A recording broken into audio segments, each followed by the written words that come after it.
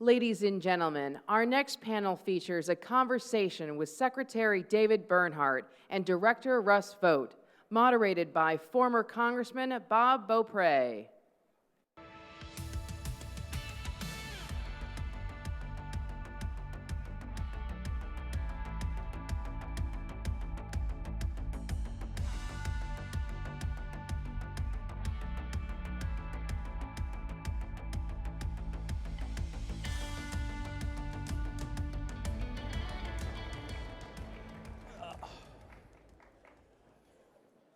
Well, good morning, CPAC. I hear you've got a good guest coming this afternoon. And I'm guessing that that's the reason so many of you are in the hall already, so we appreciate it very much. We're going to make it worth your while. I paused for just a little bit this morning when I first got up and tried to take count. It's been an impressive lineup, don't you agree, at CPAC this year? Only going to get better today. But I think with the inclusion of these two gentlemen and a few more special guests you've got coming before the president shows up this afternoon, I think we're at about 24 of the president's closest advisors, including cabinet officials like these two gentlemen, and the leadership within the campaign. 24 of his closest people, including Mike Pence, and the president himself will pass through this hall before you all get to go home. I think you ought to stop, acknowledge that, and give a round of applause to our CPAC staff. Well, that's great.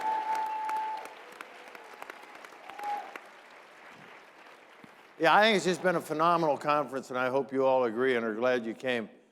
Gentlemen, thank you for joining us. It's great to be here. Well, two of my friends from the past, and it's nice to be able to visit with you for a little bit. Mr. Secretary, let me start with you. I know some good things have happened at the Department of Interior in the last 3 years, and no small part of the credit goes to you. One of the objectives of the president, as I recall, was to increase access to all of our federal lands. About 1 out of every 5 acres of the United States of America is federal land. So increase access and emphasis on that old concept of multiple use of that land. How have we done in those 3 years? So for those of you that are not familiar, the Department of the Interior manages all sorts of federal land to that 1 out of every 5 acres of land. Some is for national parks, some is for fish and wildlife refuges, but some of the land, about 245 million acres in the West, is specifically designated to be managed for multiple use. And what that means is multiple things happen on that land. And for Western communities, particularly small communities in the West, their economic hopes and their economic futures hang on decisions made about how those lands will be managed. The president has been committed to managing for multiple use. We've expanded by 1.4 million acres just last year our opportunities for hunting and fishing on public lands that were closed. But more importantly, we have ensured that the concept of multiple use is embodied. So we are open for business in many places for the public lands, and at the same time ensuring that we maintain our conservation stewardship principles. I think you've done a marvelous job. Let me turn to you, Director Vought. Do Republicans still care about spending? Absolutely. We've put forward a budget this last month to have more deficit reduction than any president in history, $4.6 trillion in deficit reduction. It balances the budget. It ensures that we get rid of wasteful spending programs. It puts the era of statutes by Bob Dylan in Mozambique out of business. It makes sure that duplicative programs where we have 85 programs that do cultural and educational exchanges go away. It has a 21% cut to foreign aid. These are all things that this president has stood for. We need Washington, D.C. to come alongside this president and be for fiscal responsibility, be for balancing their budgets, which is what every American family does pretty much every week and month. In keeping with the theme of our conference, America versus Socialism, as succinctly as you can, what's the big difference between free market capitalism and socialism from the budget director's perspective? Well, spending is often a sign of where government programs exist, but the most succinct way I would say it is socialism is about control. It's about restricting the freedom of American people. So you remember when Barack Obama ran for office, he said, I want to necessarily cause electricity rates to skyrocket. That was his intent. Why was that his intent? It was because he wanted energy prices to rise so that people would use less of it. That was a decision by the federal government to try to change the behavior of the American people instead of allowing them to just be free to make the energy decisions that they want. We see that not just in energy, we see it in healthcare, we see it all over the place. Back to you, Mr. Secretary. Something important to me, being from Colorado out in the West, we know water's, as they say, water's for, whiskey's for drinking, water's for fighting. That's exactly right. Yeah. You were just in California, in one of the most agriculturally rich areas in the entire world, the San Joaquin Valley, with the president to announce a major water initiative.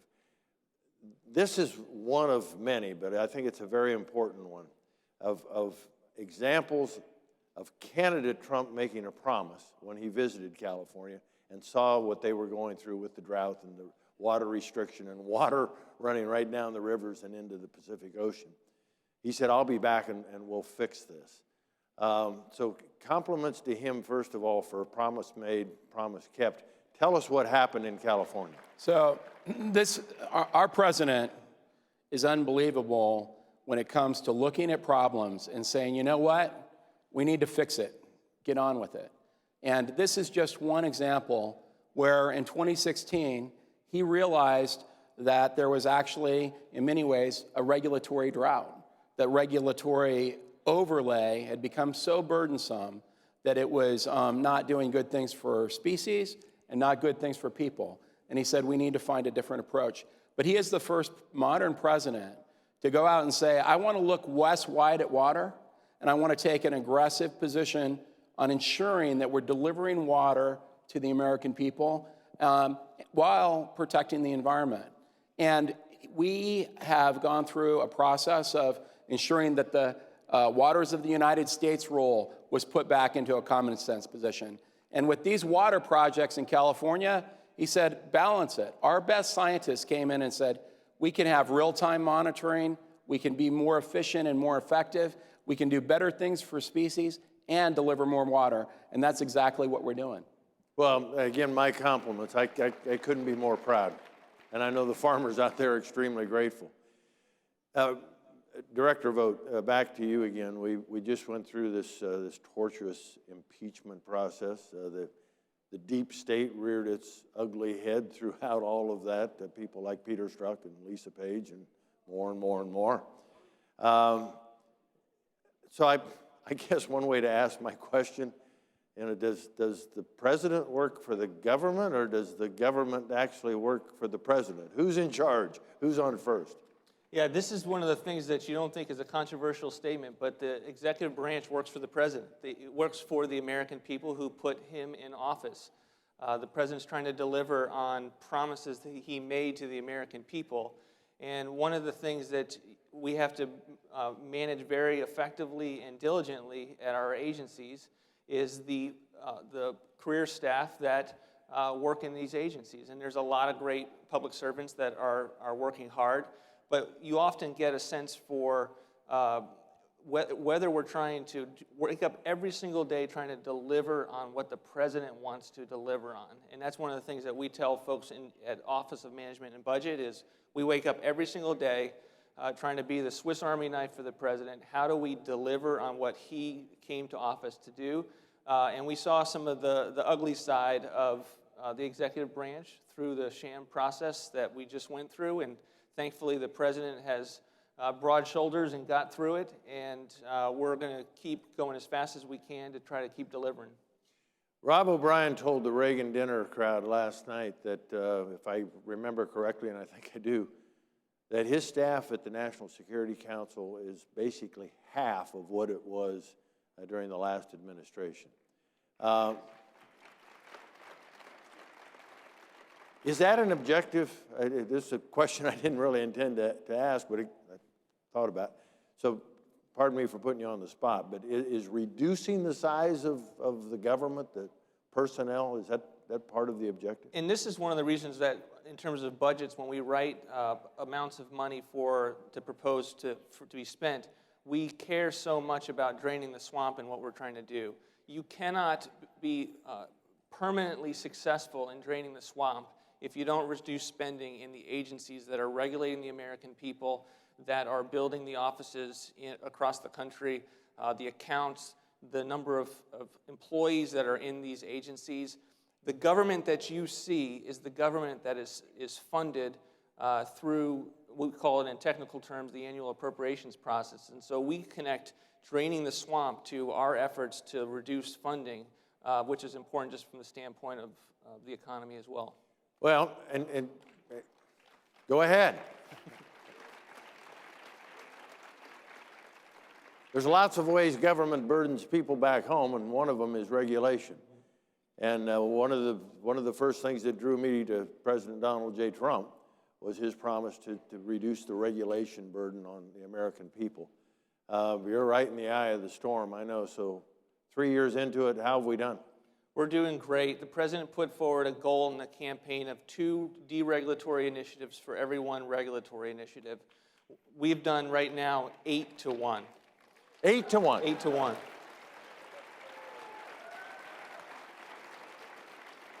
So Barack Obama, in his first three years of office, put $240 billion in costs on the economy. This president has relieved $50 billion in costs in the first 3 years. We're going to double that in this next year, and that's not a dynamic look. If you do a dynamic look of what beyond the economy as a whole, what's the impact? We're talking about $200 billion in economic savings, and what that looks like is 11 million people getting health care. It looks like cheaper energy. All across the board, we're seeing the impact of the president's deregulatory commitment. Couldn't agree more. I think those of us who come out of a business background, that was one of the reasons the market took off. Even before he was inaugurated, it was just a hope, the understanding that he knew the difference, knew how to get the economy going, and he has very much delivered. Mr. Secretary, I know deregulation has touched the Department of Interior as well. Many things have happened there that you're involved in. Bring us up to date on Interior. So let me say a couple of things, and the first thing is about the president as a leader. Russ hit on the fact that he came out with an executive order that said 2-to-1 regulations. He also, right out of the gate, came out with a number of executive orders and memorandums that said, go look at the following regulations, particularly as they relate to energy and other important things that were a priority to him. For an administration, and particularly for a department within an administration, getting clear guidance from the president like that is extraordinarily helpful in delivering on the president's target. This president went out of the gate and said, here's what I want you to do. That enabled agencies like Interior to move much more quickly by saying, okay, that is the policy objective, we're going to go. And as a result, if you were to look at our deregulatory efforts, you would see that Interior in the first year was number 2, I think, in the entire government of deregulation. And we're a small agency relatively compared to like the Department of Labor and HHS. The second year we were number 3, third year we were number 6. Cumulatively, we're still number 3. And it's that clear direction by the president and the willingness to say, this is what I want, go try and hit the target, and then allowing us to hit the target when the fake news comes around and says, the sky is falling. The sky is not falling. We're having common sense regulatory improvements, and beyond all of that, Interior has done something that I'm really proud of, and that is we have gone through and looked at our business processes, irrespective of the policy, and said, how can we serve the American people better? How can we deliver things more effectively? And I'll give you just one example. At the Department of the Interior, a lot of our work is done in the West, and then it gets transmitted to Washington, D.C., and then it moves through the department to something called the Federal Register. The process of moving from the state office through headquarters to the Federal Register, when I walked in, was 199 days for any environmental document. We've repositioned our processes without changing any standards to a point where now something comes in from a state office, it takes 32 days to get to the Federal Register. And that makes a huge benefit in how we serve the American people. Wow. That's really remarkable. Let's stay on kind of the world of regulation, rules and regulation, and then back to you, Director Vought. What's the most impactful thing that all of us may not have heard about that the President's accomplished? Sure, a lot of the rules that we have focused on the first 3 years were ones that were front and center in the campaign and delivering on that. But we're now moving into kind of the next phase of the deregulatory initiative. And one of the big ones that we're working on this year is reforming what's called the National Environment Policy Act regime. And this is something that was put in place in the 1970s. It has not been rewritten since 1978 when I was 2 years old. So this president has taken on this monumental task of all the procedures that are used to get a sense of whether the American people or businesses or the economy can move forward with an infrastructure project, a pipeline. And we want to get out of the business of taking 13, 15 years to be able to get a sense of whether it's environmentally justified to move forward. So this president's saying, we're going to put ourselves on a shot clock of 2 years.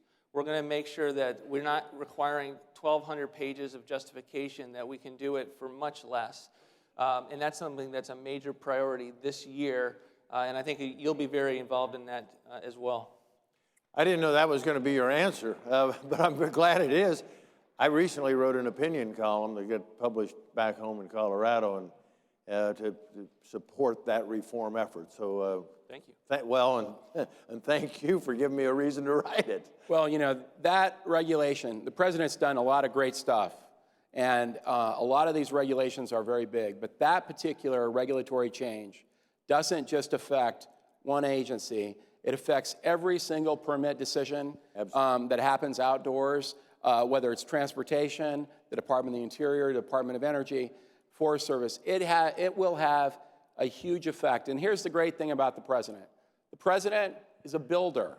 He's experienced what it's like to be a developer, and he could appreciate that time and being paralyzed in an analytical process going nowhere was bad for the country. And he was able to say, look, that makes no sense. Let's find a better process that meets the purposes of NEPA, which is to think about alternative ideas, think about the environmental consequences of the idea, have some public participation, but then make a decision and move on. And we will make decisions about bad projects more quickly, and we'll make decisions about good projects more quickly. We're very comfortable saying no and yes, but we won't require that people are in a process that takes 7, 8, 10 years, as Russ said. It's a huge, huge thing for jobs and for just better serving the American people. And the left has used NEPA as a weapon to delay, defer, stall, make it more expensive, make you go away for years and years and years. So again, I applaud you.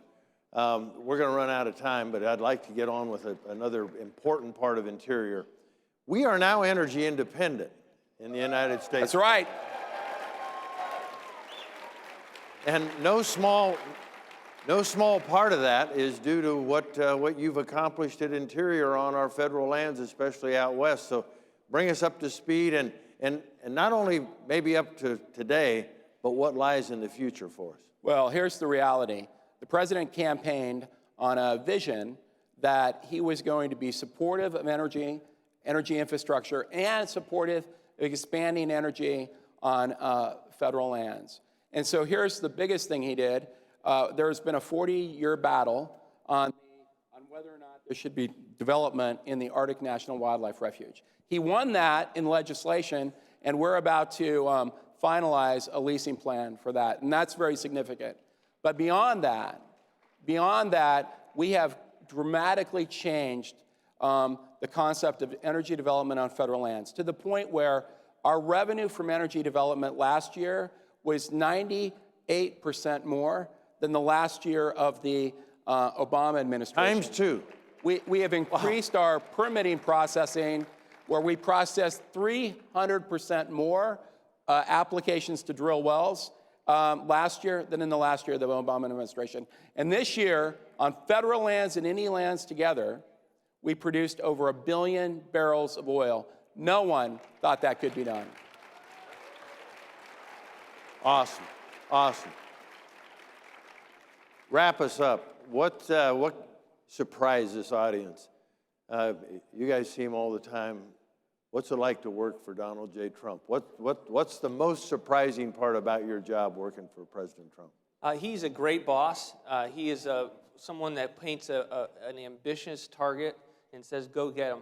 And we wake up every morning realizing if we have a good idea that will help the American people, that makes sense, we could put it in front of him, and he's not going to be concerned whether it's been done before. He's not going to be concerned how the media is going to react. He's going to be concerned about, is it good for the American people, and if it is, we're going to do it.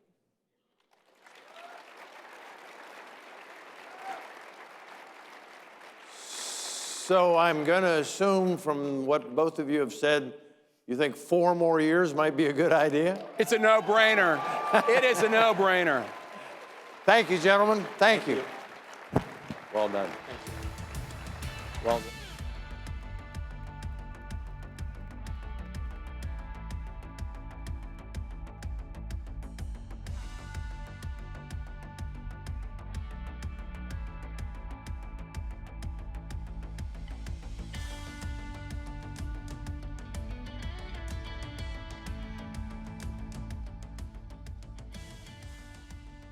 Ladies and gentlemen, to discuss the coup, a witch hunt begins, Hillary's Ukrainian insurance policy. Please welcome Congressman Jody Hice, Chris Plant, and Matt Boyle.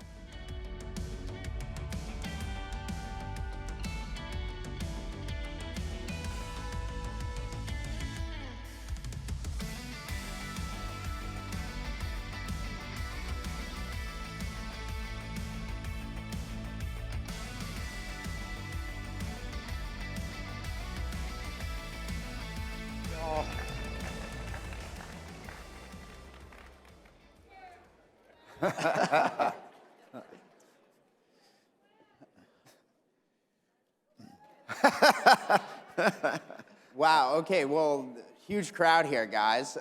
Good morning, CPAC. Everybody obviously pretty excited for President Trump later today. So this topic is particularly important. Part of if you haven't been paying attention for the past few years, you've probably missed that the deep state, the media, the left, globalist forces have been trying to take out President Trump. They came after him in every single possible way that they possibly could have. What we're zoning in on here on this panel is just one of the origins of those lines of attack against the president. What we want to do is really kind of zone in on and expose what the Ukrainian interference in the 2016 election. Everybody, if you turn on any of the establishment media, and I don't recommend watching CNN or MSNBC, but if you do, all you're going to hear is Russia, Russia, Russia. That's all they talked about for the past 3 years. That being said, we did see another country engage in interference in the election in 2016. That was the Ukrainians. They came after President Trump, then candidate Trump. They had their ambassador writing op-eds against him. They had other senior officials, their interior minister, attacking him aggressively. So this is a story that the establishment media doesn't tell. I guess we'll start with the congressman. Congressman Hice, so you saw this play out in the hearings, in the investigations against President Trump. You're on the Oversight Committee, so you were there for a lot of these briefings. What are some of the things that you saw about Ukraine and their efforts to interfere in the 2016 election on behalf of Hillary Clinton? Yeah, thanks, Matt, and thanks to each of you for all that you do to stand for our conservative principles. It's great to be here with you. But yeah, as it relates to Ukraine, there is absolutely no question in the world. You talk about collusion, which the president has been charged with all of this. The real collusion, unquestionably, took place. There was collusion. There was a collaborative effort to interfere with the elections of 2016, but that collusion involved the Obama administration, the Clinton campaign, and Ukraine. I mean, those were the centerpiece. That was the epicenter of it, and the individual that surrounded all of it was Paul Manafort. And it is absolutely stunning to me, as more information has come out, just how severe, how purposeful, how collaborative this attempt was to interfere with our elections, but it came from within our own nation and individuals here who need to face the consequences for doing so. And so, Chris, as a radio host and you guys at WMAL, us at Breitbart, we're some of the few places out there that actually report the truth. That being said, a lot of the rest of the media doesn't like to talk about this. They blacked it out during the whole impeachment thing. Tell us your thoughts on that. Well, it's not the only thing they've blacked out for the last several years. You were talking about if you've missed the news for the last 3 years. Maybe you missed the fact that Hillary Clinton's still not president.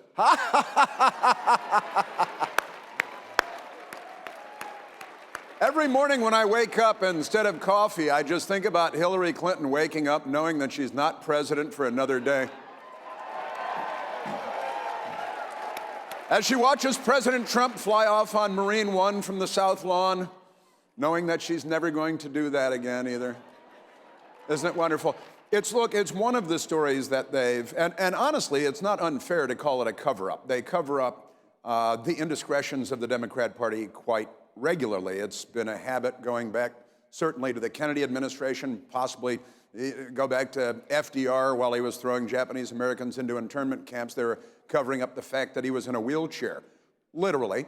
John F. Kennedy's famous and notorious indiscretions, they covered up quite gleefully. The editor at the Washington Post, the publisher of the Washington Post, were in on it. They went to parties with him in McNamara and Vietnam, and they covered this stuff up. I mean, honestly, McNamara and the Washington Post and Vietnam was a pretty good example of a corrupt media covering up big things for the Democrats.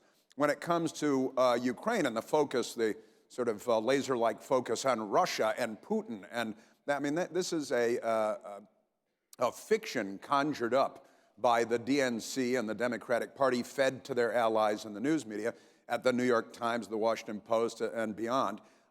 They really stick to it. They stick to it like nobody's business. You remember President Trump doing an interview with Leslie Stahl on 60 Minutes some number of months ago, and she was asking about Russian interference.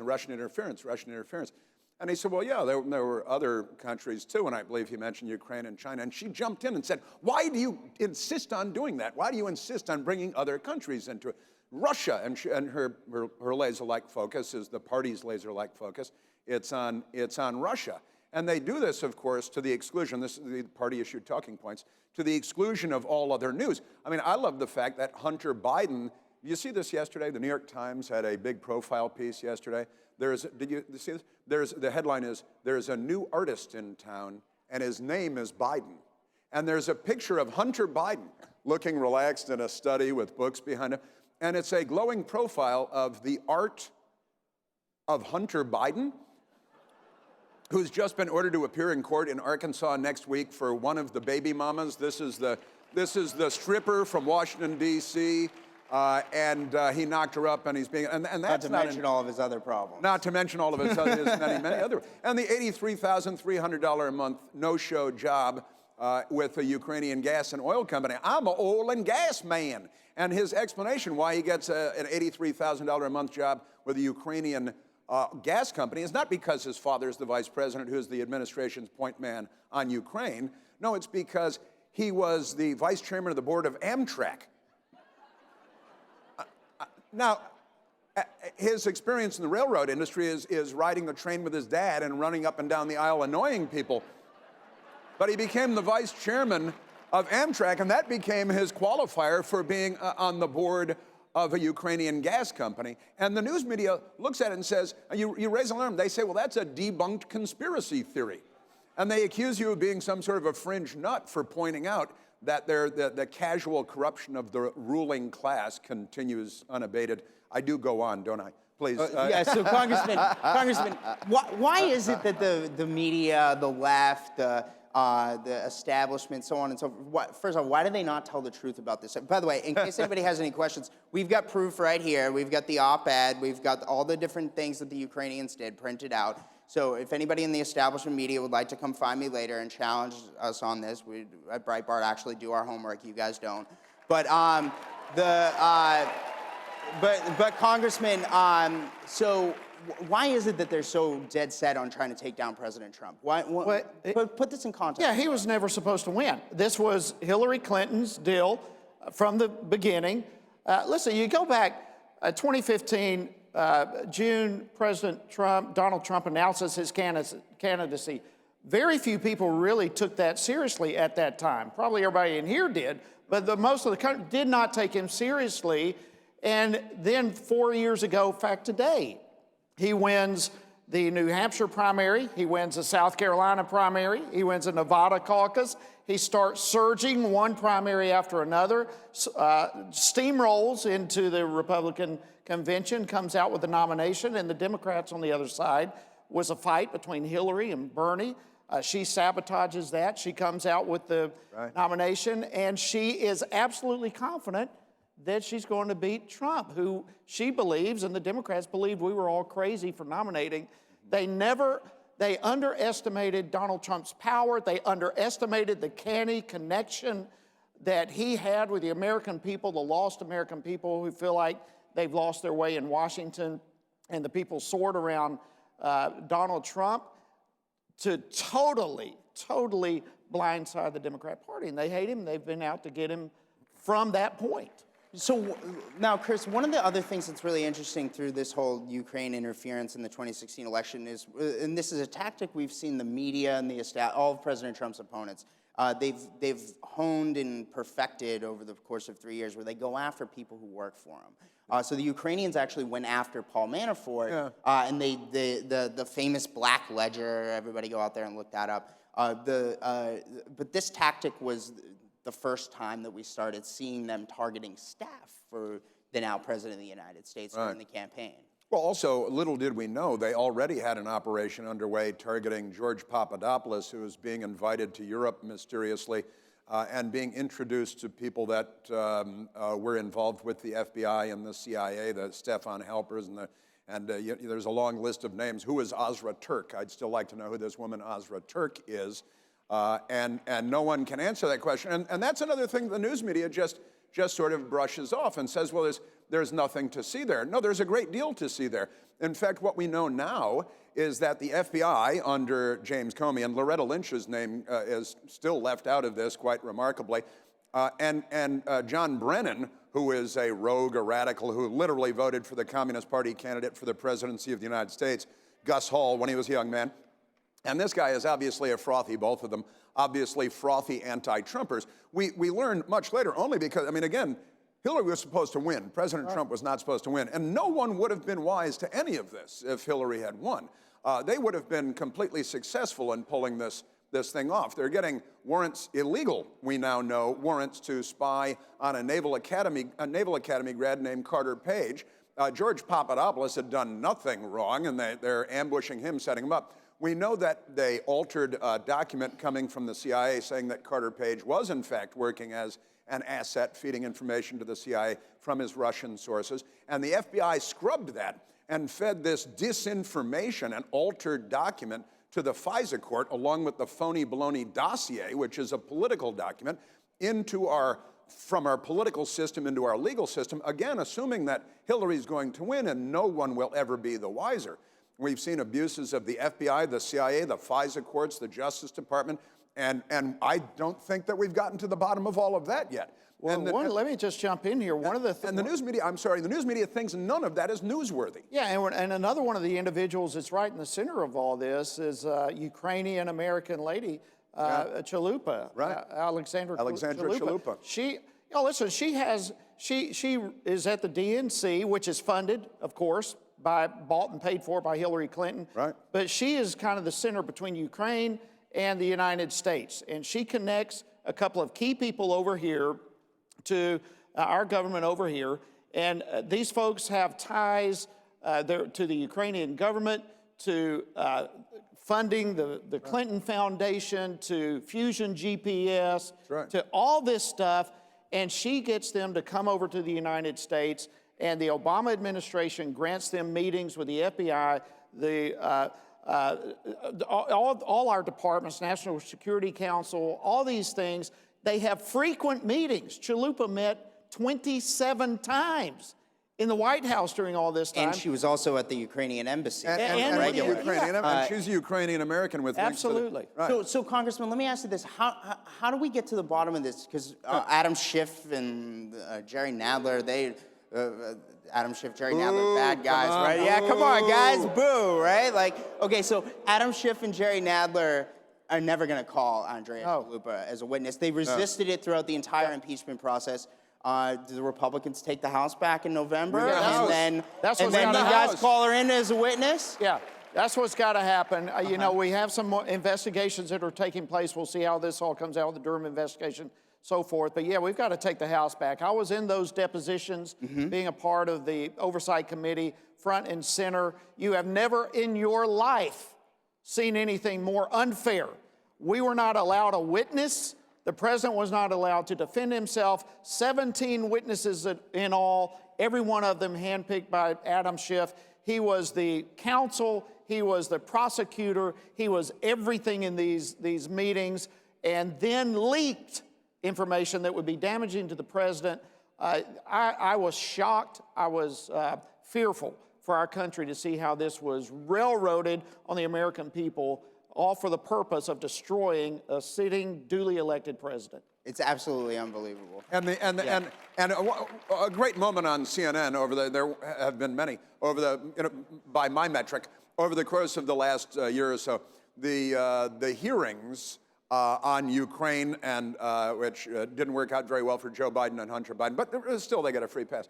After one of the hearings where they were talking about Fusion GPS, which you mentioned, and Joseph Mifsud, the Maltese mystery man, they came back to the panel at the Lucite desk, a bunch of clueless people at CNN, and David Gergen, there's like, what are these people talking about, this Fusion GPS and this Joseph Mifsud? They have not heard any of these words. And David Gergen had to say, well, these are things we don't talk about much around here.